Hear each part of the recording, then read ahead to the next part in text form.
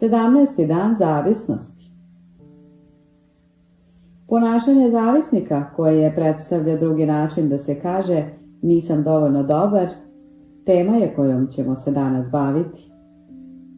Prepuštanje ovakvom načinu ponašanja znači da pokušavamo da pobegnemo od sebe, da ne želimo da budemo u kontaktu sa svojim osjećanjima. Nešto u što verujemo, čega se sećamo, što govorimo ili radimo, suviše je bolno da bismo mogli to da sagledamo.